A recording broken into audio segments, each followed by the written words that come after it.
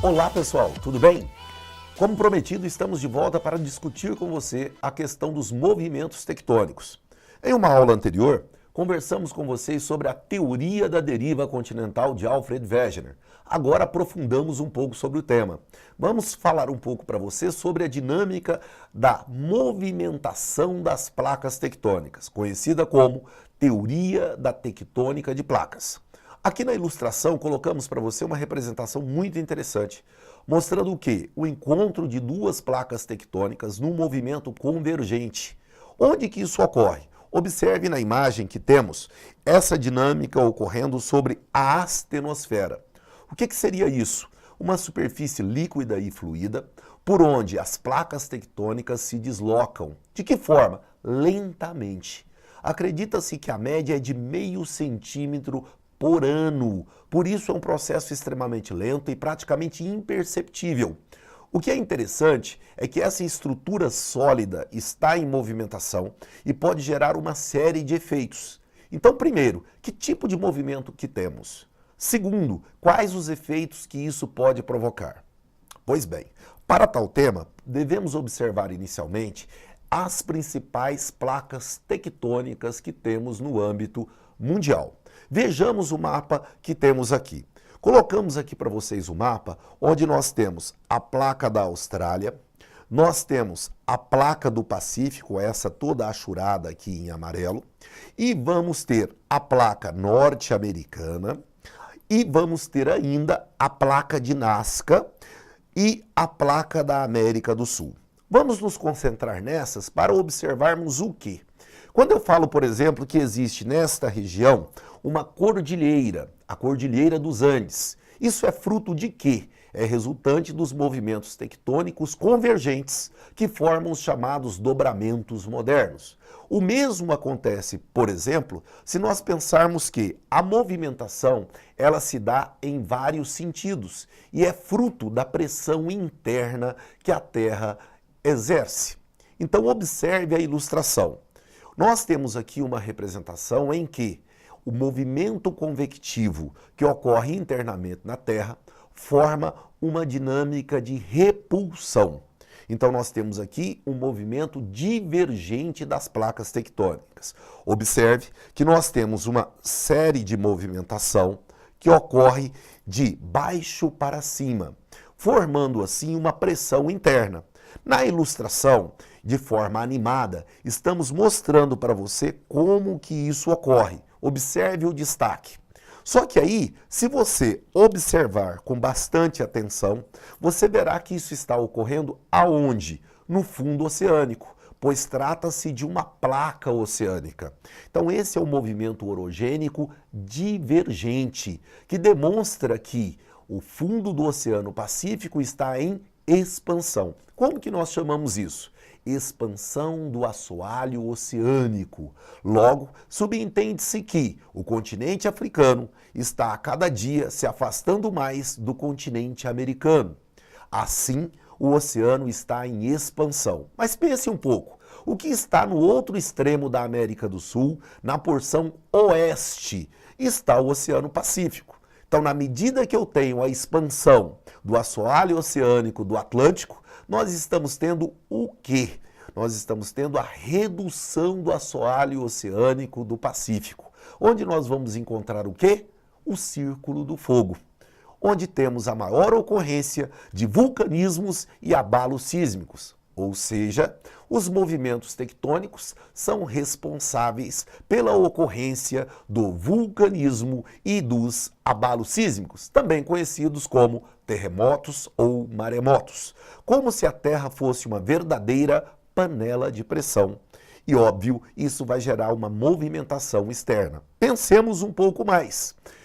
Como isso é chamado tecnicamente de astrofismo ou tectonismo, que compreende o quê? As distorções das placas tectônicas. Veja que legal. Em que forma? Na forma de epirogênese, movimentos verticais, e na forma de orogênese, os movimentos horizontais. Vejamos então os movimentos na forma de orogênese. São 3 tipos: os divergentes, primeira exemplificação, aqueles que ocorrem em sentidos opostos, Os convergentes, segunda exemplificação, aqueles que ocorrem para o mesmo ponto.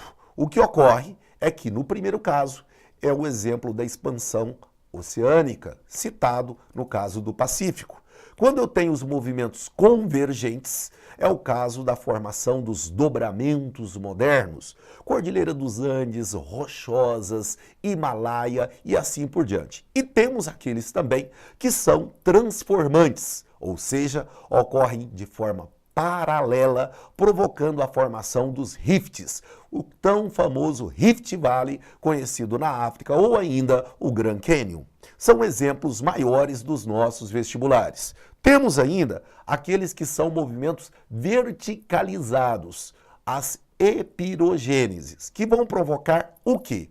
Observe. Primeiro detalhe, se eu tenho a camada da Terra superficial de forma sólida e existe abaixo camadas que não têm a mesma solidez e com forte pressão, surge aí o chamado princípio da isostasia, ou seja, o princípio do equilíbrio dinâmico das placas tectônicas. Enquanto uma estiver sendo soerguida, outra estará sendo rebaixada. Soerguimento, rebaixamento.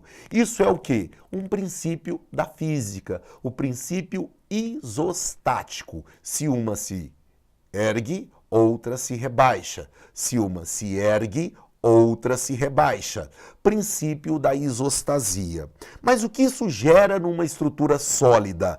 Quebras, fraturamentos. Então vejamos os exemplos clássicos que vamos ter. Imagine, se uma área está sendo rebaixada e ela é uma área, por exemplo, continental, então eu vou ter uma transgressão marinha. É o caso do norte da Europa com os chamados Países Baixos. Fenômeno inverso poderá ocorrer. Aquelas áreas que estão sendo soerguidas, eu vou ter a chamada regressão marinha, ou seja, áreas que eram submersas podem se tornar emersas. Áreas que eram emersas podem se tornar submersas, graças ao princípio da isostasia, gerando o quê? Rebaixamentos e soerguimentos. Vejamos isso do ponto de vista prático e representado visualmente. Temos aqui para você uma representação dessa estrutura de falha. Por quê? É uma forma de resistência às forças internas da Terra. Então isso pode provocar uma dobra, isso pode provocar uma fratura, como exemplificado nos dois casos que temos aqui para você nas duas representações. Ora, vejamos um outro exemplo. Observe. Temos aqui a formação de uma falha tectônica, onde uma está sendo soerguida e outra está sendo rebaixada. O que eu tenho? Uma falha inversa. Temos aqui uma falha normal, onde uma está sendo rebaixada e outra soerguida. Por quê? São estruturas sólidas. Logo, nesse ponto de encontro, nós teremos o quê? O fraturamento, as chamadas falhas geológicas. Ou, quando essa movimentação se dá em paralelo, o que eu vou ter? As falhas transcorrentes, que é o terceiro caso aqui exemplificado para você. Por quê? Se a estrutura é sólida, ou ela irá se quebrar, fraturar, formar uma falha, ou ela irá se dobrar, formando uma sinclinal e uma geossinclinal. Mas vamos entender um pouco mais disso, não mais falando meramente das placas, porque elas, em razão dos movimentos, são agentes formadores. Vamos discutir um pouco também sobre os agentes destruidores ou modeladores do relevo. Te espero no nosso próximo encontro para esse tema tão interessante. Um abraço e até a próxima!